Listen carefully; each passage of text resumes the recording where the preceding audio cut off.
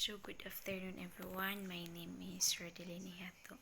Our topic for this afternoon is the Internal Lexicon. So we're going to start. Internal Lexicon, it is the representation of words in permanent memory. And when the word is found, the properties we associate with the word become available for use. So, internal lexicon, it includes the meaning of the words, spelling, and pronunciation, and also its relationship to the other words. So, when we say lexicon, it is the vocabulary of of a language or subject. Lexical access. Lexical access is the process by which we activate the meanings of the word. So it is a process by which an individual produces a specific word from his or her mental lexicon or recognizes it when used by others. So one way of activating our lexical access is our internal lexicon through perception of the word. So ma-activate ang internal lexicon or lexical access through sa perception sa word. So example of lexical access is the elephant. I will read.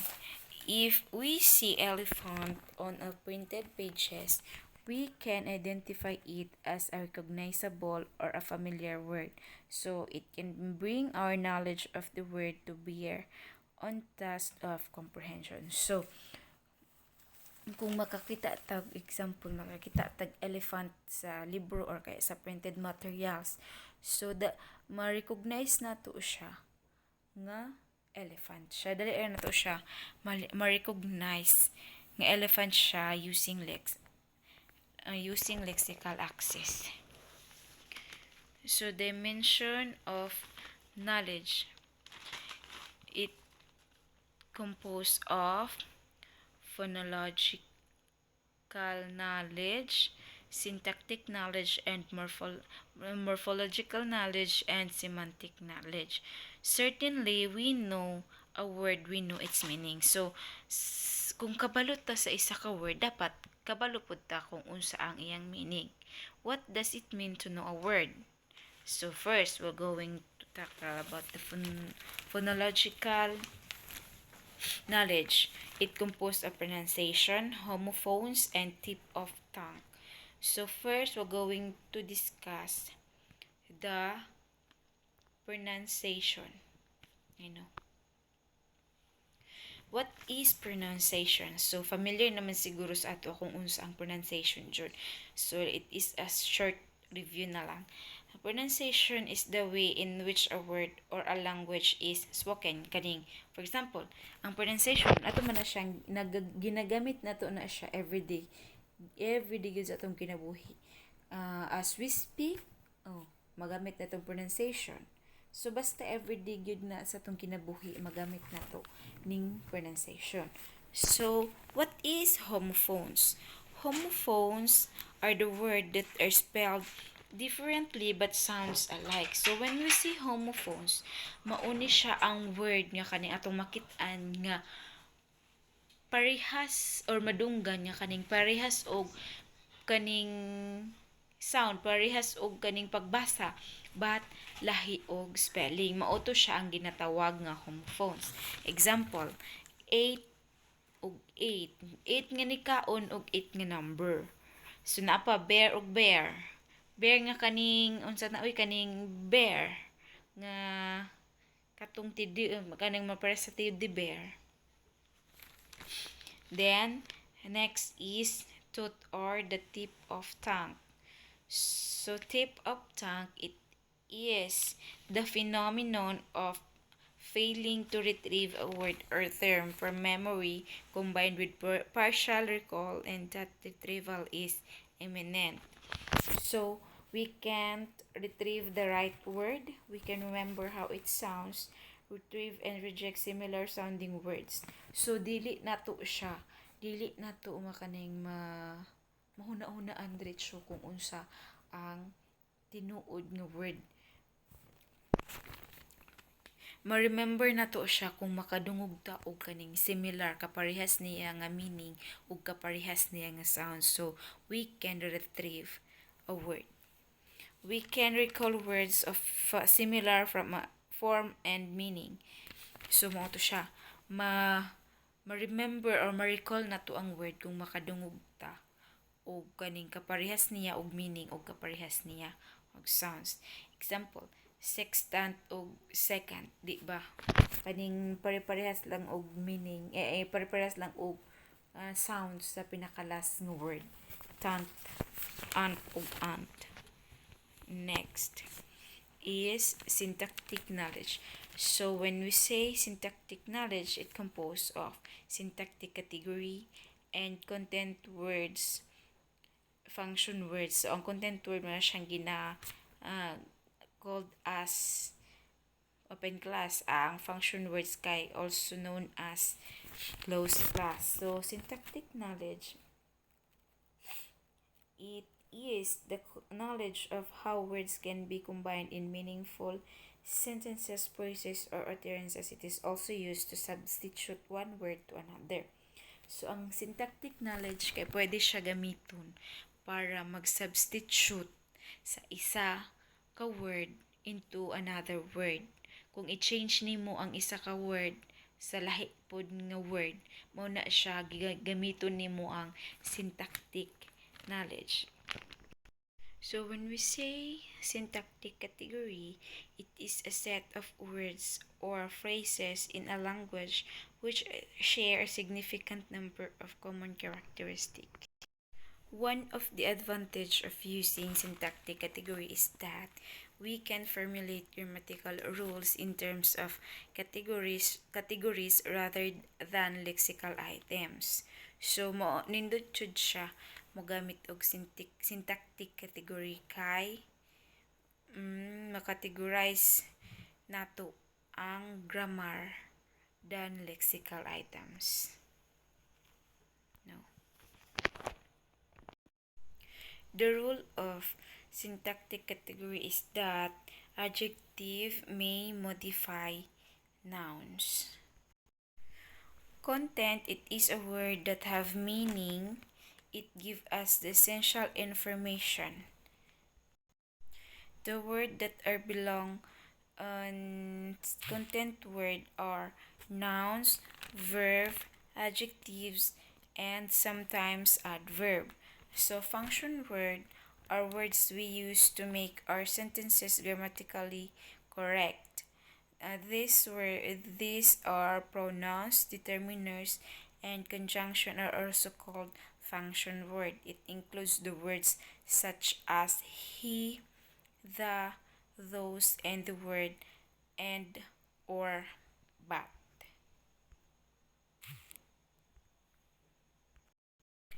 Agrammatism. So agrammatism, it refers to the difficulty with generating the syntactical frames into which lexical selections must be placed.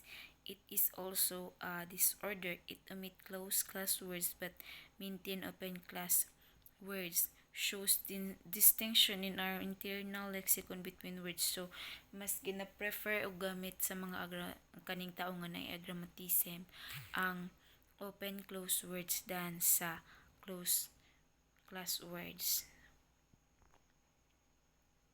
So morphological knowledge. So ang agrammatism is mauna siya ang kasagaran, ang difficulties sa mga tao nga naay aphasia. Kasagaran pud sa tao nga naay ing ana nga disorder is they often speak in mostly nouns and verbs kay maglisod sila gamit sa function words. So mao gid na ang ginagamit sa mga tao nga naay disorder sa agrammatism, maglisod sila magamit og function words. Morphological knowledge. So, morphological knowledge, it refers to a conscious awareness of the ability to use the smallest units of meaning in a language.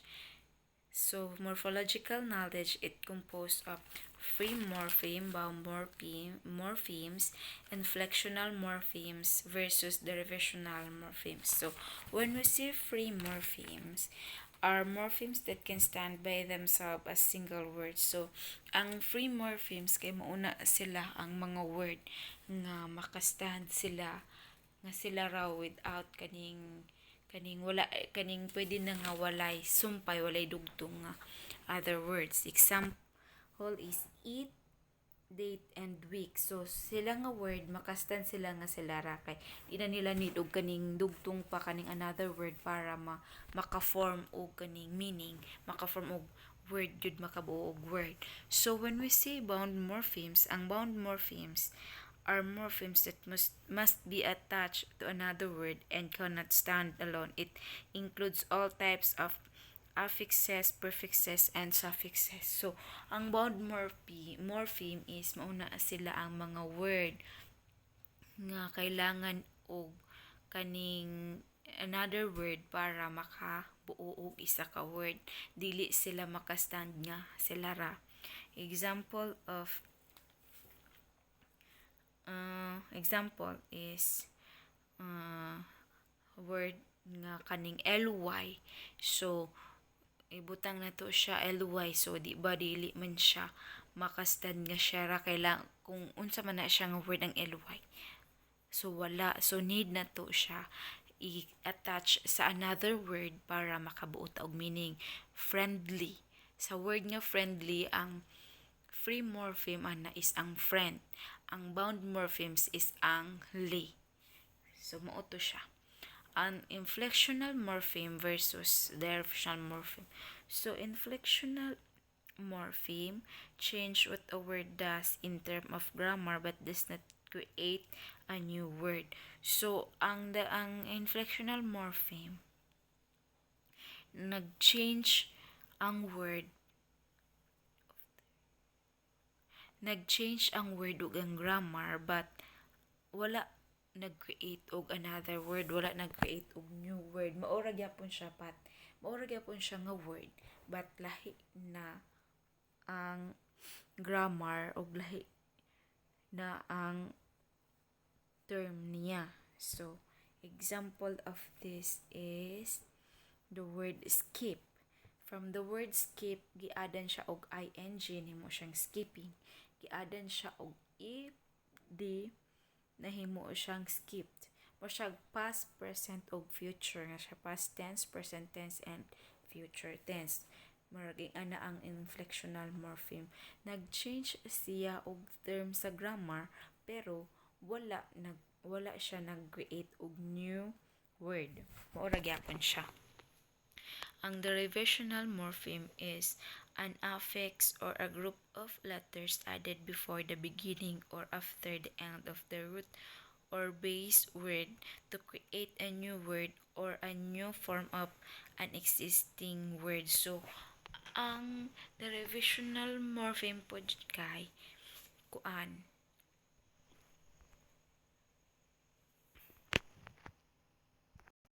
ang derivational morpheme po kay kabaliktaran siya sa inflectional morpheme. Diba ang inflectional morpheme kay dili mag-change or dili mag-create og new word, but ang derivational morpheme is mo create siya, mag-add ka og kaning letters sa end or sa beginning of the word to create a new word or new form of existing words, so para maka-create ka og bag-o na pod nga words. Example, happy. So mag-add ka og word nga ang happy himuon nimo siyang happiness. Nag-add ka og I, ang y gi-change nimo og I, then nag-add ka og ness. So nahimo siyang happiness.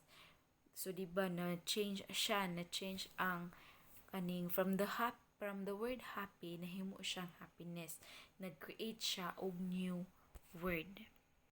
Semantic knowledge. So when we say semantic knowledge, refers to the general knowledge and features that make up concepts that people have acquired and abstracted from their experiences. Semantic knowledge is composed of sense and reference, synonyms, coordination, hypernymy versus hyponymy, and meronymy.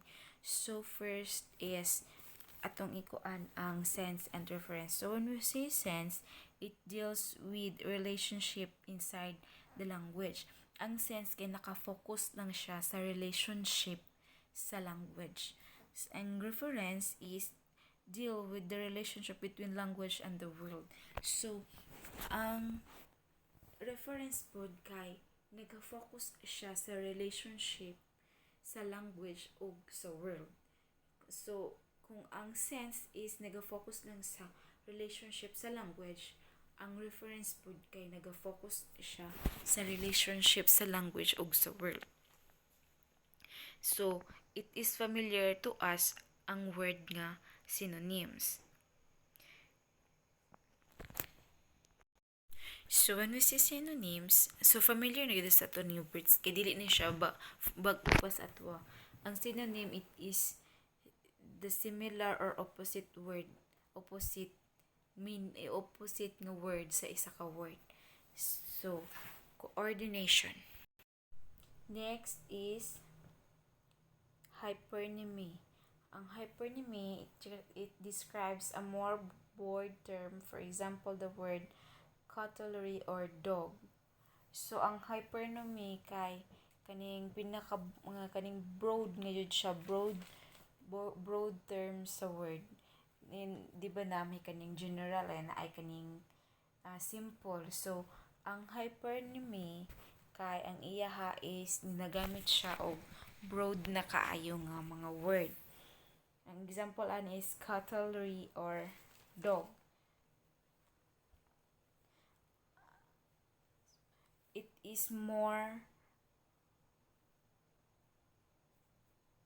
So, ang hyponymy, it is more specialized and specific word. Example, spoon would be a hypernymy of cutlery, and Labrador would be a hypernymy of dog. So, specific nga term ang ginagamit sa hypernymy. Ang kalayan nila is, ang hypernymy is nagagamit siya broad term, while ang hyponymy is nagagamit siya og specific term of a word. And meronymy is a term that specifies a part of something that refers to the whole of the thing. Example, the word hand in this sentence needing more hands to finish the project, where hands refers to the people. So, mao ni siya. Gigamit nila ang hand para mag-represent sa tao.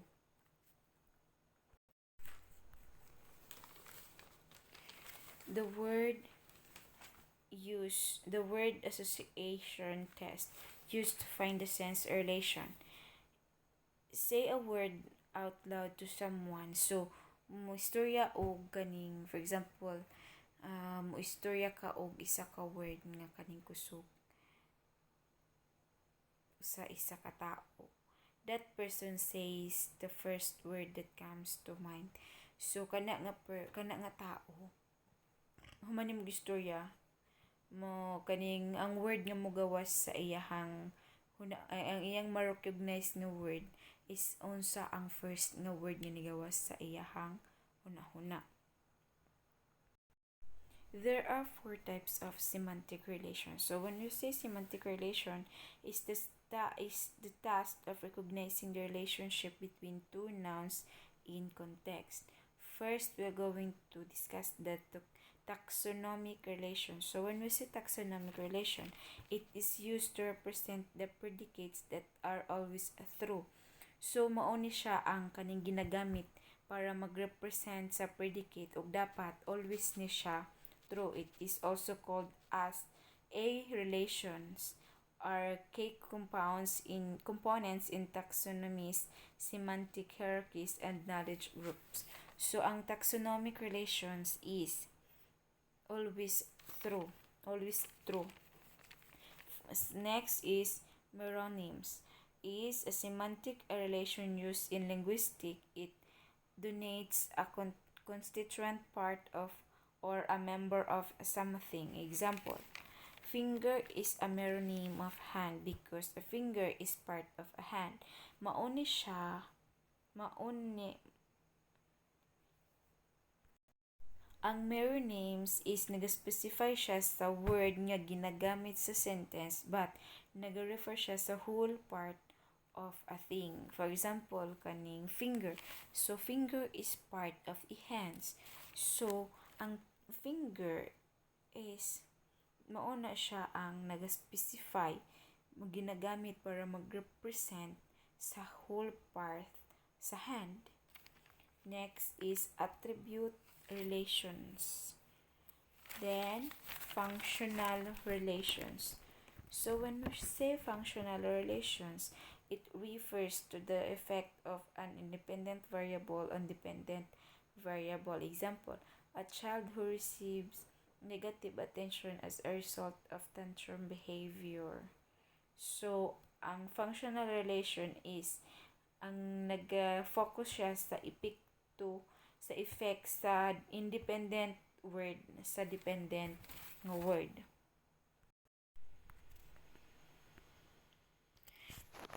Dimension of a word knowledge. Denotation. It is familiar naman ta siguro sa denotation o connotation, no? Denotation is an objective or dictionary meaning of a word. 6 parts of the definition can be found. It is phonological, orthographic, or spelling, syntactic, or semantic. So when we see denotation, it is the literal meaning of the word in contrast to the feelings or ideas that the word suggests. Example, the girl was blue. You mean that the girl was quiet, literally the color blue. So, ang denotation, it is the literal meaning of the word. Ang kaning literal jud siya nga meaning na imong pagsabot kung sana siya. Literal jud siya nga meaning. Ang connotation is certain aspects of meaning beyond that which it explicit names or describes. Example, bachelor versus spinster na siya sa module. So, connotation is the use of a word to suggest a different association that is literal meaning. It can be either positive, negative, or neutral. Example, she's feeling blue. Blue is a color, but it is also a word used to describe a feeling of sadness. Another example, the dog is thin. This example shows that the neutral connotations because it is simply a statement of fact. However, this example, the dog is emaciated, has a negative connotation. The word emaciated implies the dog has a neglectful owner. The words may have the same denotation but differ in connotation. So, pwede pud magkaparehas ang denotation sa isa ka word pero dili pwede magkaparehas og connotations.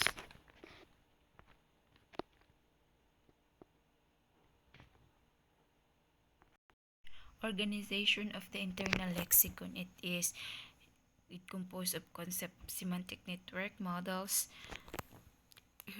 hierarchical network models, concept of semantic network, interconnected elements. It is the interconnected elements and connected by relationship between one another. And ang models is hierarchical network model and spreading activation model. So when we say hierarchical network models, a nodes stand above or below other nodes appears to be a waste of a memory space to store information that is highly unlikely to ever be used, or it is consist of the core, distribution and access layer. It is used to provide structure to compass network. It is cognitive economy and semantic verification task, and category size effects. So cognitive economy principle is a space available for the storing of semantic information was limited. Information is only stored at one place and that place is the highest possible node. Category size effect A and A is a B and B and A has a B. The higher B related to E in hierarchy, the longer the time to answer the T or typicality effect. Items that are more typical of a given subordinate take less time to verify. Opposite for false statement. Ang typicality effect is opposite siya sa false statement. Basic level terms is a level in hierarchy where the most distinguished features are assigned terms that children learn first. Mauni siya ang kaning word or terms nga first ma-learn sa children sa ilahang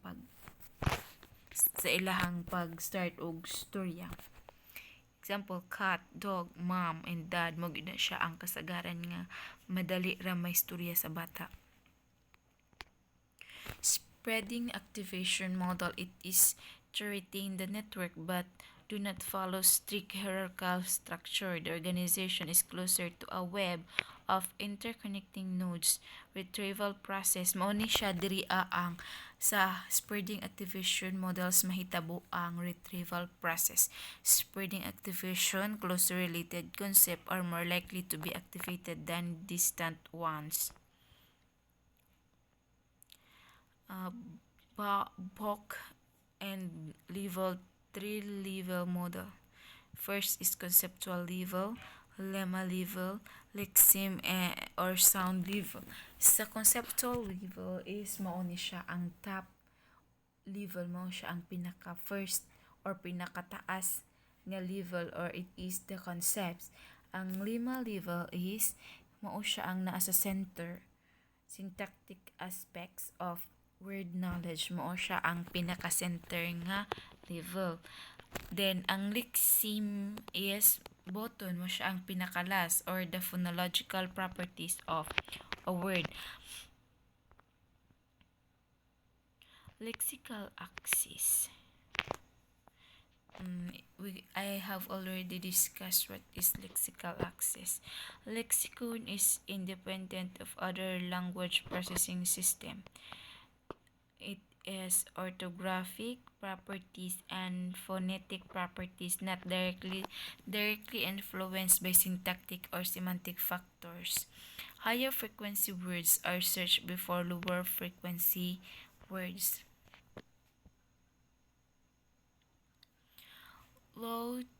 Logogen model. So logogen model morphemes, various attributes, semantic and phonology.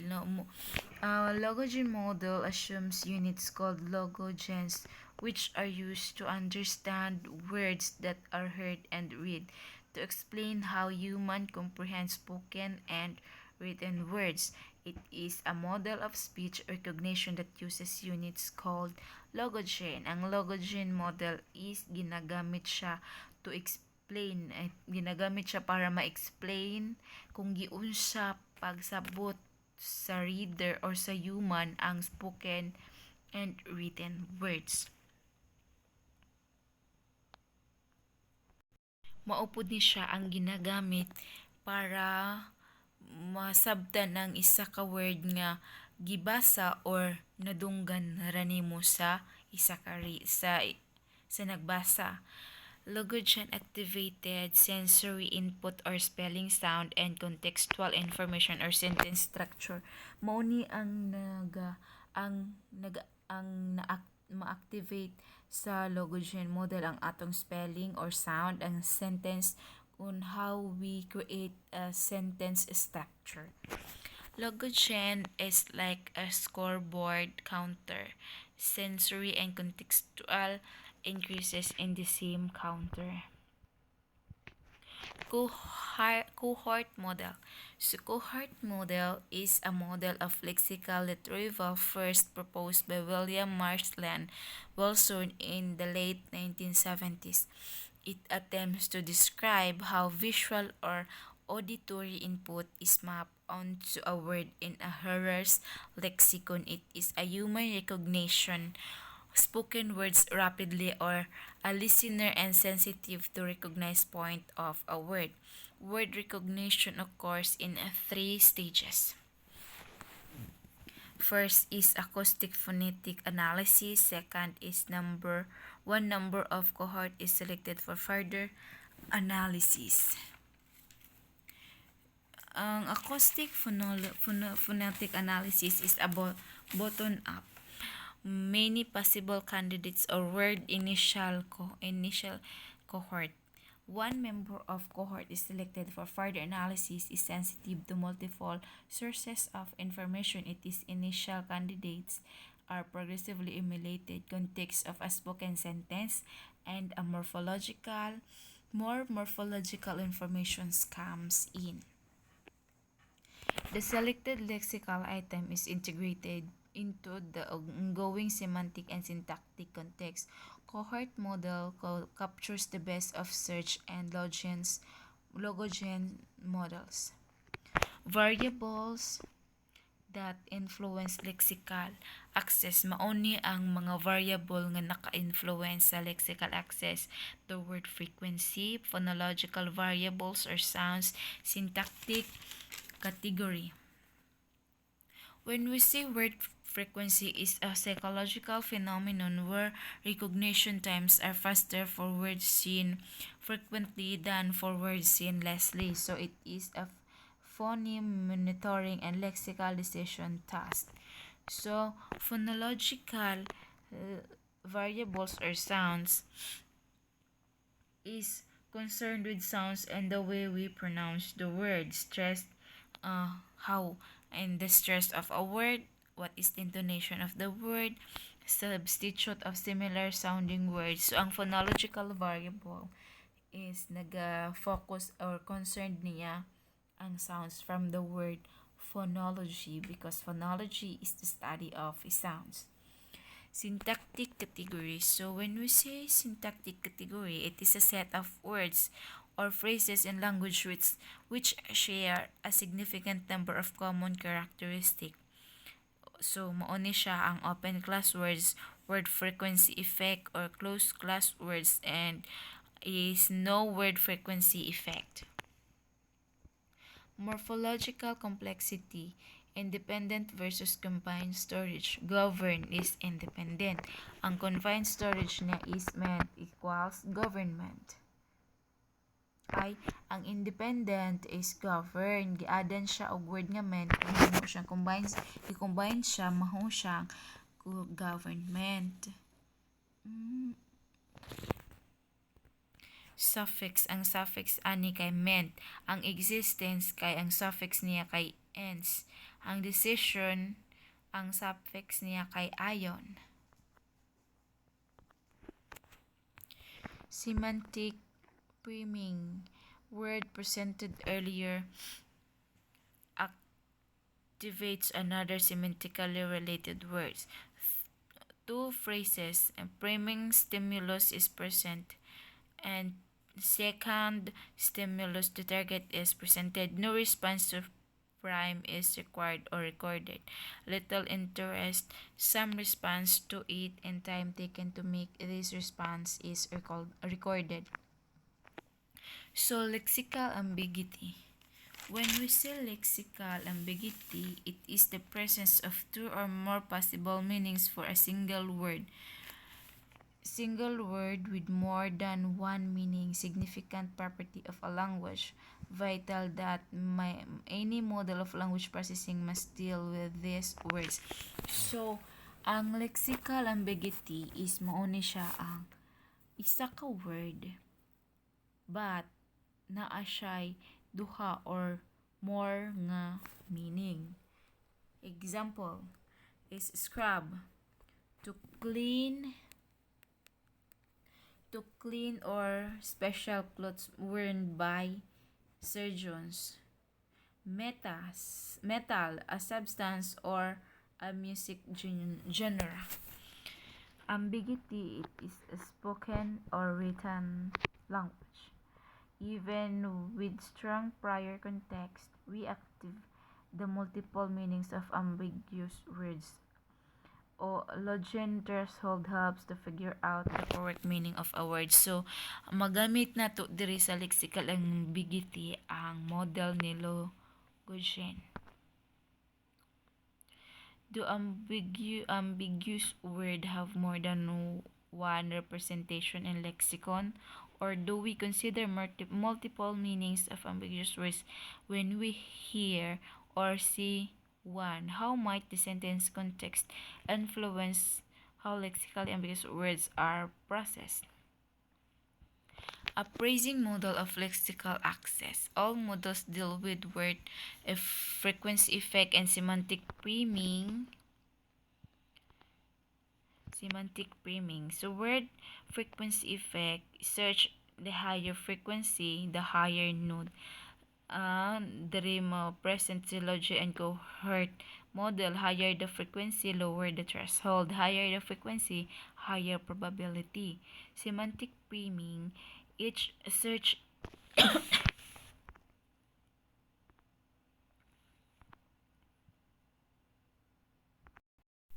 Each word generates a list of words that might come next. Logen, lowering the threshold that are related to a prime. Cohort narrows the set of words for faster recognition. So why cohort model is best? Because it is better positioned to explain the full range of factors that influence lexical access, and it is more explicit about the time course of spoken word recognition. It is better able to explain how sounds in different positions within the word may affect recognition. So this is example.